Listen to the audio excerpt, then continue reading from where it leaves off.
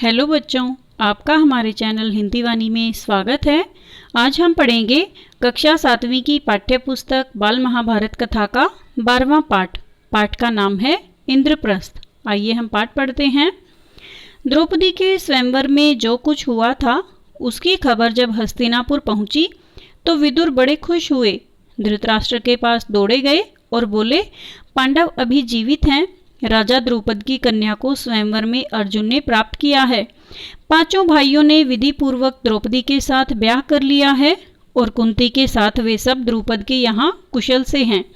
यह सुनकर धृतराष्ट्र हर्ष प्रकट करते हुए बोले, भाई विदुर, तुम्हारी बातों से मुझे असीम आनंद हो रहा है।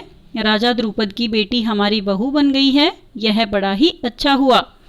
उधर दुर्योधन को जब मालूम हुआ कि पांडवों ने लाख के घर की भीषण आग से किसी तरह बचकर और 1 बरस तक कहीं छिपे रहने के बाद अब पराक्रमी पांचाल राज की कन्या से ब्याह कर लिया है और अब वे पहले से भी अधिक शक्तिशाली बन गए हैं, तो उनके प्रति उसके मन में ईर्ष्या की आग और अधिक प्रबल हो उठी। दबा हुआ वैर फिर से जाग उठा। दुर्योधन और दुशासन ने शकुनी को अपना दुखड़ा सुनाया। मामा, अब क्या करें? अब तो द्रुपद कुमार, धृष्टद्युम्न और शिखंडी भी उनके साथी बन गए हैं। उसके बाद कर्ण और दुर्योधन धृतराष्ट्र के पास गए और एकांत में उनसे दुर्योधन ने कहा, पिताजी, जल्दी ही हमें कोई ऐसा उपाय करना चाहिए जिससे हम सदा के लिए निश्चिंत हो सकें। धृतराष्ट्र ने कहा, बेटा, तुम बिल्कुल ठीक कहते हो, तुम ही बताओ अब क्या करना चाहिए। दुर्योधन ने कहा, तो फिर हमें कोई ऐसा उपाय करना चाहिए जिससे पांडव यहाँ आए ही नहीं, क्योंकि यदि वे इधर आए तो जरूर राज्य पर अपना अधिकार जमाना चाहेंगे। इस पर कर्ण को हंसी आ गई। उसने कहा, दुर्योधन, अब 1 साल बाहर रहने और दुनिया देख लेने से उन्हें काफी अनुभव प्राप्त हो चुका है। एक शक्ति संपन्न राजा के यहाँ उन्होंने शरण ली है, जिस पर उनके प्रति तुम्हारा वैर भाव उनसे छिपा नहीं, इसलिए छल प्रपंच से अब काम नहीं बनेगा। आपस में फूट डालकर भी उनको हराना संभव नहीं। राजा द्रुपद धन के प्रलोभन में पड़ने वाले व्यक्ति भी नहीं हैं। लालच देकर उनको अपने पक्ष में करने का विचार बेकार है।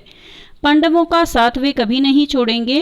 द्रौपदी के मन में पांडवों के प्रति घृणा पैदा हो ही नहीं सकती। ऐसे विचार की ओर ध्यान देना भी ठीक नहीं है। हमारे पास केवल एक ही उपाय रह गया है और वह यह है कि पांडवों की ताकत बढ़ने से पहले उन पर हमला कर दिया जाए।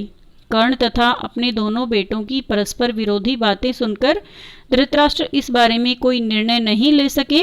वे पितामह भीष्म तथा आचार्य द्रोण को बुलाकर उनसे सलाह मशविरा करने लगे। पांडुपुत्रों के जीवित रहने की खबर पाकर पितामह भीष्म के मन में भी आनंद की लहरें उठ रही थी।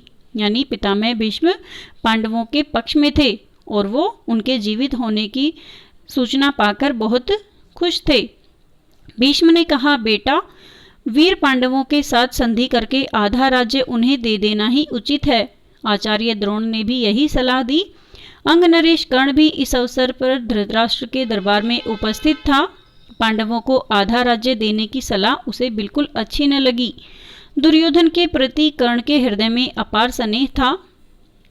इस कारण द्रोणाचार्य की सलाह सुनकर उसके क्रोध की सीमा न रही।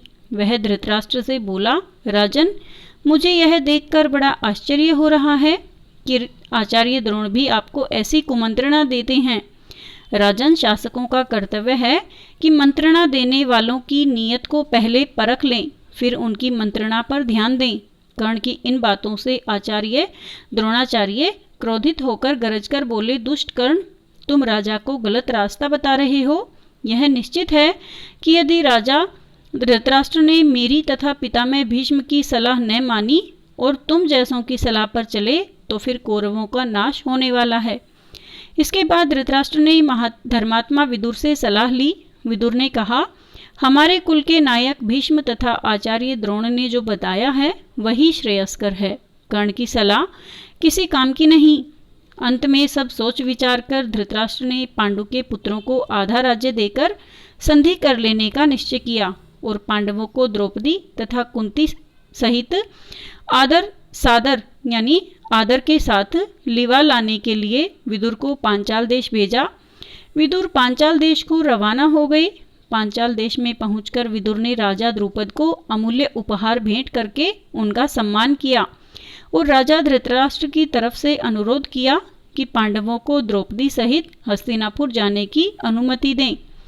विदुर का अनुरोध सुनकर राजा द्रुपद के मन में शंका हुई। उनको धृतराष्ट्र पर विश्वास न हुआ। सिर्फ इतना कह दिया कि पांडवों की जैसी इच्छा हो वही करना ठीक होगा। तब विदुर ने माता कुंती के पास जाकर अपने आने का कारण उन्हें बताया। कुंती के मन में भी शंका हुई कि कहीं पुत्रों पर फिर कोई आफत ना आ जाए। विदुर ने उन्हें समझाया और धीरज देते हुए कहा, देवी आप निश्चिंत रहें, आपके बेटों का कोई कुछ नहीं बिगाड़ सकेगा। वे संसार में खूब यश कमाएंगे और विशाल राज्य के स्वामी बनेंगे। आप सब बेखटके यानी बिना किसी शक के हस्तिनापुर चलिए। आखिर द्रुपद राजा ने भी अनुमति दे दी और विदुर के साथ कुंती और द्रौपदी समेत पांडव हस्तिनापुर को रवाना हो गए। उधर हस्तिनापुर में पांडवों के स्वागत की बड़ी धूमधाम से तैयारियां होने लगी। जैसा कि पहले ही निश्चय हो चुका था, युधिष्ठिर का यथाविधि राज्याभिषेक हुआ और आधा राज्य पांडवों के अधीन किया गया। राज्याभिषेक के उपरांत युधिष्ठिर को आशीर्वाद देते हुए धृतराष्ट्र ने कहा, बेटा युधिष्ठिर, मेरे अपने बेटे बड़े दुरात्मा हैं। एक साथ रहने से संभव है कि तुम लोगों के बीच वैर बढ़े। इस कारण मेरी सलाह है कि तुम खांडवप्रस्थ को अपनी राजधानी बना लेना और वहीं से राज करना।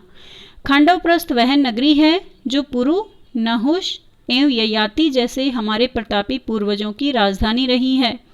हमारे वंश की पुरानी राजधानी खांडवप्रस्थ को फिर से बसाने का यश और श्रेय तुम्हीं को प्राप्त हो।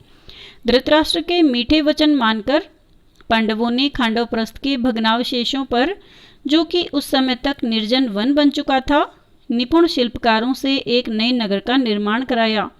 सुंदर भवनों, अभेद्य दुर्गों आदि से सुशोभित उस नगर का नाम इंद्रप्रस्थ रखा गया।